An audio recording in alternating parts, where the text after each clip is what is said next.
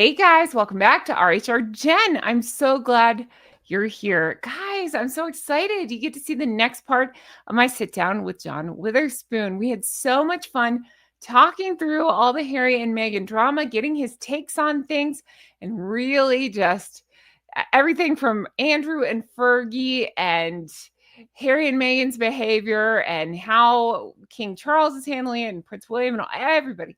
So we really go into a lot of good stuff here. Make sure you check out all of our parts to this sit down because we really had a lot of fun talking this stuff out. And again, thank you so much to John Witherspoon for taking your time with us, answering our questions, and just being so thoughtful about everything. Make sure you give him a follow. He's at Witherspoon DC over on Instagram. And as soon as he makes any kind of announcements about starting up a channel, I will for sure let you know. Thank you so much. It's not, I don't think that people have a genuine deep down interest in piling on. It's that they have a fascination with her repeated missteps and inability to make good decisions about how she is publicly portrayed. And nobody knows what is going on in the offices or in the phone calls or any of these types of things at Monaceto and in Meghan's universe. But what we do know is that people keep declining to continue working for her. Excellent point. Yeah. I don't think you can overlook that.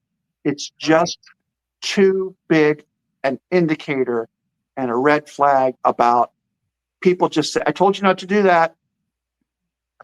There she is. She's doing it. You know. Yeah. Nobody has time for that. I don't care how much money they're paid. Yeah. And then if the stories are true about she's being yelled at and so forth, you know, I don't know. By the way, speaking of that, there are rumors going around about allegations that this woman from Netflix who just stepped aside. Yeah. Emily, I believe is her name. Yes. Yeah. There are allegations that there's a lawsuit pending. I have not seen any evidence of that. Okay. I'm sure people are wondering. I think that came up on St. Meghan Markle, and everybody's this will be great. This will be great, and the NDA is at risk and so forth. But I have not seen any evidence of that. I have looked, and I suspect that TMZ and some of the other outlets would have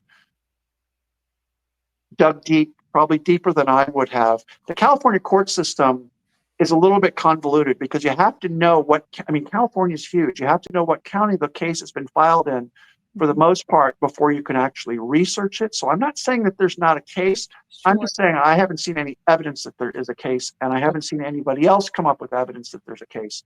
So we'll just have to wait and see on that. Yeah. So for now, it's just rumblings. But in case people hadn't heard, the rumblings and the allegations are it was supposedly over, was it wages? I can't even remember now what they were saying. Yes, allegedly the woman didn't get paid, and allegedly there's some dispute about the NDA that was signed or not signed, or they couldn't come to agreement. Gotcha. I think the thing we do know is that the woman left. Yes. So in case she left, I think it's 10 people in that role over the course of 5 years. 10 people in 5 years, and this woman lasted 3 months, is the way I understand it. Yes, that is stunning. She was with Netflix, and then I believe left to go with them. That is stunning. Yes. I explained before, I have a background in public relations. It's just this makes less than no sense. This whole yeah, and by all accounts, this woman is not stupid, and she's not she's not able to. She's not a wallflower. It's not like she can't defend herself. Right. She's apparently smart. She's motivated, and she knows what she's doing. Right. And yet, she just said, yeah, sorry, it's not working out. Not working out. And remember, Harry's guy did the same thing. Correct. Because they tried to spin it as he was temporary, but when they announced him, they're like, Harry has a new, I forget what they called him, like chief communication officer, something like that. I don't know. Yeah. Yeah. If it was a try before you buy scenario, why didn't they say that up front? very interesting. Yeah, exactly. You know, Exactly. Why even announce these positions at this point? Because it seems to be a revolving door, and it just, again, it's a case of them making themselves look worse by announcing things. I agree. So, since we're speaking about the Paris trip, my question to you, John, is this: what do you think of Harry's lack of reaction to, we've been focused on how rude it is to have her feet up on the seat, but I would say even more than that, the idea that, because there's debate where exactly she was. Regardless, she was near the spot where the tragedy with Diana happened, and then filmed herself um casually in that spot, knowing full well, of the sensitive area. What are Mhm. your thoughts on that and his lack of reaction to it? I think that's very bizarre. I think it's bizarre as well. However, and again, this is just my conjecture, Yeah. but I think he probably is in despair over something like that. I think he probably was very troubled by that, Mhm. and very troubled to the extent that he just probably, I'm guessing, in my opinion, I think he probably just shut himself down Mhm. and just, you know, closed his eyes, stuck his fingers in his ear, whatever he needed to do. I think he just wanted to get away from that situation as quickly as possible. I mean, and it's a variety. It's not just a situation. It's a variety of situations. Mhm. It's the the pictures of the Seine in Right. a river in Paris, regardless of whether it was adjacent to the place where his mother had her accident and all this kind of. Right. To me, that's all kind of peripherally irrelevant. But Mhm. the fact that she was there without him, not only there without him, she's clearly uh, on the arm of other men. Mhm. I find that so odd. I Yeah. find that so odd. If she was there, it's bad enough that she's there without him. But Mhm. at a minimum, she could have just put a bit of a barrier around herself. Right. The one of the interesting things too is that when she did have that moment where she was laughing and she immediately turned to get confirmation of that, Yeah. With Marcus, yeah. yes, with Marcus, the way that she interacted with him and Yeah. looked to him for confirmation, to me, to my eye, it was like, this is a couple of people, this is a couple who have a lot of pre-existing comfort Yeah. with each other. Mhm. That was not indicative of a very cloistered relationship Sure. where she's in her little bubble as a married woman by herself, Right. halfway around the world from where her husband is, Mhm. and she's interacting with the man, knowing that there are cameras there, moreover. Right. To me, that looked like a lot more than just, I'm going to turn to the person next to me Mhm. and see how they're reacting. It was more like A couple dynamic. a couple dynamic. Yes. Mhm. Yes. And it was the type of dynamic, we've talked about this before, the type of dynamic that you would see out of William and Catherine, who by all accounts have a very healthy relationship, not Right. only on their, they're comfortable in their own skin, but they're also comfortable in the paired husband and wife Right. dynamic, where Mhm. one of them will see something and then, hey, hey, Yeah. do you check this out? See what's going on down here? It was that kind of Yeah. very familiar relationship. You're right. And it's not only odd to see that between her and Marcus, but it's also odd that you don't see that between That's her and it. Harry. That's a very good point. You're right. You've It, often pointed that out. Yeah, it's how very strange. mhm, they Very don't strange. seem to have a typical, yeah, like just anything. I think even if you're around friends long enough, you kind of get to know their nuances and you have inside jokes and moments and look and, and Yes. like you make eyes like, see that? Look at that. Right, right. But And and I to his credit, I think in that scenario, Marcus reacted very appropriately. I think It's so too. He was like, tell her not to only is knock this it off. not fun, not only is this not funny, but I'm not even going to turn to you and say, um, Knock knock it off, it off. or and you could see in her reaction, when she did not get a rise out of him, all of a sudden it was kind of, uh-oh, I've messed up. Yeah. And then she immediately wiped the grin off of her face and turned her head back toward whatever was going on. But Yeah. I, I mean, as I said, to his credit, now why he showed up in the pumpkin carving video, that's a whole nother issue. But on that particular occasion, Uh-huh. he was very stoic, appropriately so, focused on what was going on, Right. and not turning it into, oh, ha ha ha, let's have a good laugh, let's have a Right. giggle about this. Uh-huh. Um, Yeah. Again, back to the question, why do people not like Meghan? It's instances and episodes exactly like that. Yep, I think so too. Now, going back to my question about Harry, something weird that came out of this, I'm just looking down at my notes, is Harry was reportedly hurt by the criticism. I'm rolling my eyes so hard. Okay? And so he was hurt by the criticism that Meghan received of, I don't know if it was just the laugh, but I believe it was more to do with the feet thing. To me, that is such an odd stance to take. I understand instinctively wanting to defend your spouse, even if they're wrong, Yeah. but that's such a hairy thing to do. Let's not address the problem. Let's yell at the media. What are your thoughts on that? There used to be a TV ad, and I think it was for a financial services investment house or something. This goes back years, but they used to say, um, you not only we don't just pay attention to what our clients say, we pay attention to what they mean. Mhm. And the relevance of that in this situation to me is I'm not sure what he was hurt by. Yeah. That would be my guess. I think he's hurt by a lot of the things that we were just talking about. Here's my wife. She's halfway around the world without me. Uh-huh. She's in very close company with other men. Uh-huh. She's doing things that I would not object that I would object to. Uh-huh. There's a little bit of her sticking her finger in his eye.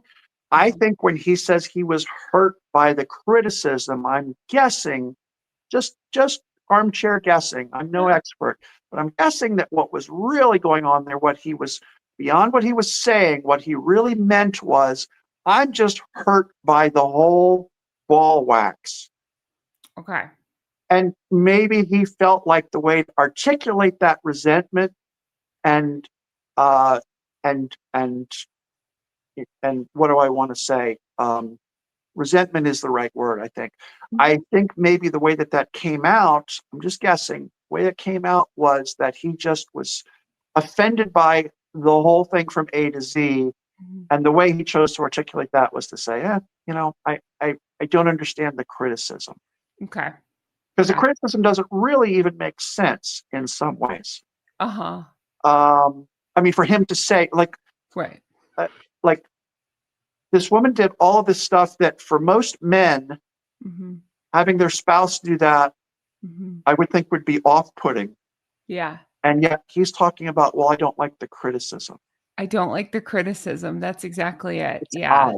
It's It's odd. focused on the wrong thing Yeah, as per usual. Yeah, I agree. yeah. It's very sort of cryptic and mysterious. I Mhm. don't I have trouble connecting the dots on that. I do too. Since we're talking Marcus and we're talking about all this, I think you make a really good point about her hanging on him. Now, I do get comments sometimes where people like to remind, and we're not here to judge. It's just worth pointing out that Marcus Sure. is a gay man. So, And some that's fine. people say that it's fine for hang on him. Some people still have a problem with it. Whatever. What are your thoughts? Um, I'm not convinced that it's a factor. Yeah, I say that as an adult man. sure. Um, I think the real issue is the juxtaposition of the way that she seems to interact with Marcus Mhm. versus the way that she seems to interact with Harry, her husband. Yeah, I agree with that. Yeah, I think that's really what it boils down to. I understand that he's gay. Yes, that's well yeah, known. sure. But at the same time, It's kind of a respect thing. it is. It is. Yeah. Absolutely. Respect. Absolutely. Mhm. It's just, and she talks so much, oh, my husband, my husband, my husband, my husband. Okay. Well, if your husband is so top of mind that you Yeah. keep invoking his name in every situation that you're in, every scenario, Mhm. then why is your husband top of mind Right. when you're interacting with Marcus? It's Yeah. just, it's a, I get it. He's, as you just pointed out, rightly Mhm. so, he's gay. But Mhm. it's just the level of comfort and Yeah. closeness. Mhm. I think that would drive any married man to be upset in some Sure. way. I Uh-huh. think it would. Not Sure. even married, doesn't have, you don't have to be married. You have to be, No, just, right.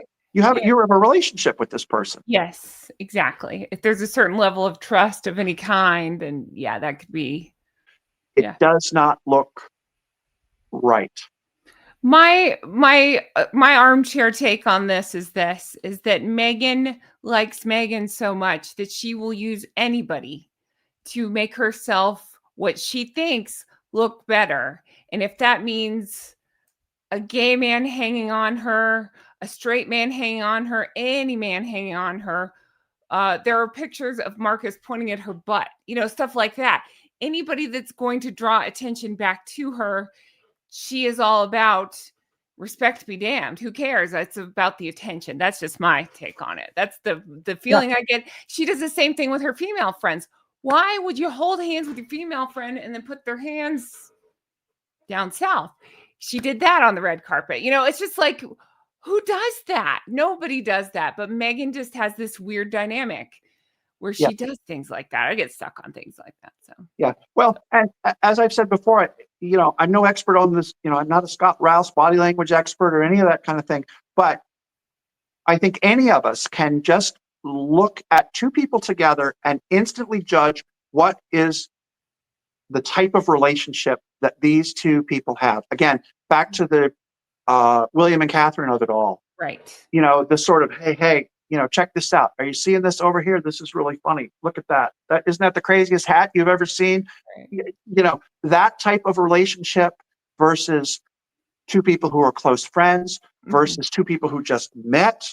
Right. We all have our dinosaur brain gives us the ability to make a judgment about what's going on there and to say, yes, that looks right, or no, something looks off there. Right. And I Right. think that's what, again, in the panoply of, in the pantheon of eccentric things that Megan does, Mhm. it's just another thing that causes people to say, I don't like that person. Something doesn't look right to me there. I agree. I agree. It comes across as needy and phony, I think, a little bit. Yes, very Yeah, much so. I think so. Among, again, and it's more than just needy and phony. It's also, ooh, I don't like that. Yeah. Something that makes me uncomfortable. There's cringe there. Yeah, I agree. Huh. I agree. Okay, looking back at the notes, let's see. With the whispers of a marriage rift from that solo trip, how do you think? Talk to me about that because I feel like we've seen a shift now where she's back to we're on date night. We're in our honeymoon phase. I keep saying that because clearly they're not. Yeah. Unless honeymoon phase means because they just look at each other like. Yeah. But what are your thoughts on that? Are you noticing the shift as well? Does it seem like they're trying to push this agenda harder? What do you think? Well, it's kind of the old, you know, thou doth what or whatever it is, protest too Yeah. much. Uh-huh. Um, you don't, again, it's such an interesting juxtaposition, compare and contrast. You don't hear William and Catherine constantly expressing their love and their affection for each other. It's just there. Everybody can see it. Yeah, agree. So the fact that Meghan constantly talks about, oh, my husband is a fox, and I know. he's the greatest father, and he's like, why are you telling us this? Right. No, Are you first of trying all, to sell on us or sell yourself on this? Yeah. yes, absolutely. Who are you Yeah. trying to convince? Mhm. You know, Agree. Yeah. and I Agree. think I think the answer is everybody's trying to convince herself. She's trying to convince him, and she's trying to convince the rest of the world. I think so too. Yep. It, it, it's it's remarkable. So let's talk Megan's business. Now, if I remember correctly, you mentioned, did you say that you had an MBA? Yes. Okay. So you have an MBA, you have lots of experience, lots of schooling around business. Mm-hmm. Megan, not so much from what I could tell. She launched her ventures such as American Riviera Orchard with jams. And now she's, Spreads. say again. Oh, sorry, Spreads. spread. Come on now. Let's That's be. right. Gloopy slop. I'm sorry. Yes. Fruit sputum. But yeah, when she's launching, products like that. Now she's pushing this AI safety with Archwell. What actual business experience does she bring to the table, and why does she think that fame guarantees success? What are your thoughts on this? I figured you probably had some thoughts on this. You would need to consult a psychiatrist about that. Yeah. Really, really. Uh-huh. Um, I think one of the reasons that she and Harry both are so desperate to cling to their whatever, however you want to call it, affiliations with the royal family is that somehow that gives them some credibility, at least in their own minds. And she thinks that, I think in her case in particular, with her business attempts, adventures, whatever you want to call them, um, that's and again, the big bag that we saw a short time ago with DS written on it, Duchess of Sussex, allegedly. Um, she, I think, genuinely thinks that this affiliation, these these paper titles and these letters and the fancy wedding and the riding in the carriage and all these celebrities, I think in her mind, she thinks that qualifies her as a thought leader, or as some people like to call. I mean, this is a relatively well-known phrase: a leader in thought and action. She wants to be a leader in thought and action in areas where she has no expertise Not at that all. I'm aware of. Exactly. I mean, and the same. I mean, you think she's bad? She at least graduated from college. Yeah. You look at somebody like Harry. Uh-huh. Somebody said to me the other day, I thought it was very compelling. They said, as far as they were aware, Harry seems to have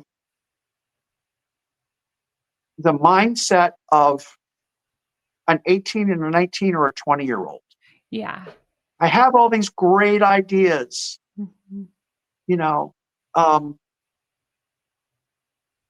and yet the one skill that he does have, as we've talked about, he's great with children, and he also gives a pretty good speech. He does not seem to be, in most circumstances, he does not seem to be uncomfortable in front of an audience Mhm. with a microphone. And yet, the background that he has does not equip him to really be, as again, a leader in thought and action. Mhm. He has the worldview, in a lot of cases, as my friend said, of a late teen or 20 something adult. Yeah. And he has never been told that, you know what, you don't really have anything compelling to offer to people. You have these thoughts. Oh, I think, I was going to say homelessness. That's such an easy target, but it's, um, I don't want to go there because I know William has done Right. enormous things. He does the green initiatives and stuff to mount Yeah, Harry, or he pretends to, yes, yeah. yes. Mental But health. Harry's mindset, just as an example, it's like somebody saying, "Well, um, I want to do something about hunger. Yeah, Hunger, hunger is a bad thing." sure. Um, and it's like, who do you think you're impressing Right. with? And that's just an example, but it's kind of like Sure. he would view that as, oh my gosh, I've said something genuinely profound, Right. uh, you know, Uh-huh. and it. So when he talks about, oh, I think this and I think that, and I'm concerned about this and I'm concerned about that, it's like, okay, well, I'm concerned about all the homeless dogs and cats in shelters. Mhm. How is this profound? I'm concerned Right. about children looking at things and reading things that they should not be exposed to on the internet. Right. Congratulations. Uh-huh. You know, and I think that's what most people's reaction is. Mhm. That this is, you think you're saying something super profound and super thoughtful. Not at all. Not at all. There's Not at a all. movie that I absolutely love called Forgetting Sarah Marshall, and the whole idea of on that movie is this girl is dating this really cheesy rock star, and Mhm. he wrote a song called "You Gotta Do Something." So he just keeps saying, "You gotta do something, we Mhm. gotta do something," and that's the whole point. Is like there's crime, we gotta do something. There's poverty, we gotta do something, but nobody has any idea what to do. That's all I Yes. can think of. That Yeah. is it. Like, Right. okay, yes, we do have to do something, 19-year-old. What do we do? Right. Right. Right. Well, and by the way, assuming that you have a decent idea about what to do in the first place. Right. And Exactly. and when he has talked about, oh, we want, online child protection and so forth, and AI, artificial intelligence, has the potential to really cause a lot of problems. Right. Really? Do you think you're the first person who's had those Right. thoughts? And do you think that anybody cares what your solution to it is? Here's the other Exactly. thing too. There's there are some other YouTubers, one in particular, who talks a lot about the censorship industrial complex. Mhm. And I've mentioned her name before, and I'm not convinced about everything that she says, but she Sure. certainly makes me think. But Uh-huh. the interesting thing about that whole issue is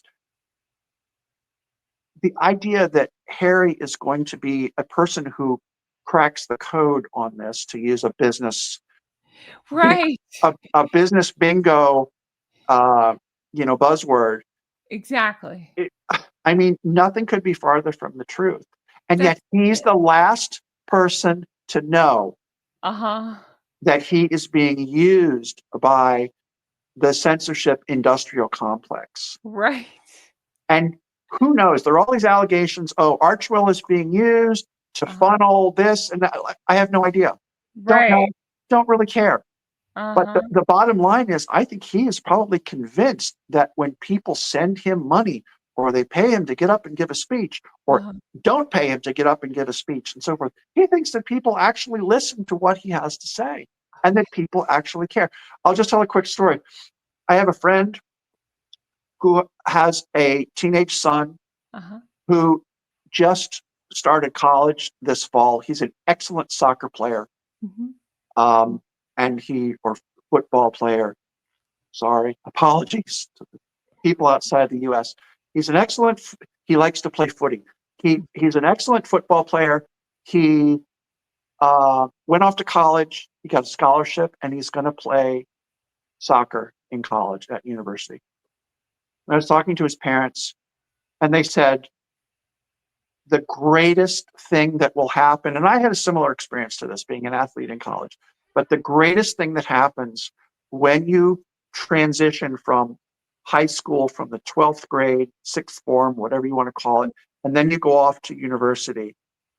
All of a sudden, you're at the top of the heap, and then you get in with these other athletes who are 19, 20, 21, 22 years old, freshman, sophomore, junior, senior in college.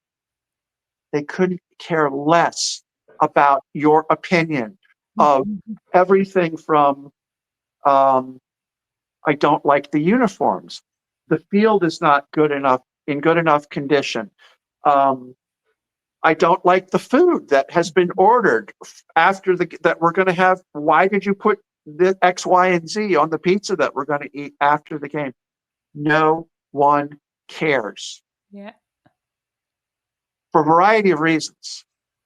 And Harry has never had that experience of being told, shut the hell up. No one cares what you think about artificial intelligence. Exactly. Or online safety. Right.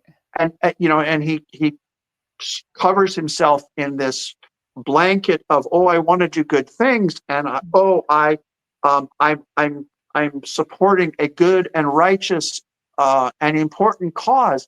Yeah, okay, that's fine. But again, at the end of the day, nobody cares what you want on your pizza, Harry. And that's really what this kind of boils down to. How he survived in the British military is absolutely astonishing. I have yet to be able to put my head around that. The only thing I can think of is that he was given some sort of special dispensation because he was a royal. That's right. And okay, maybe he was good sitting in the front seat of an Apache and, being the gunner.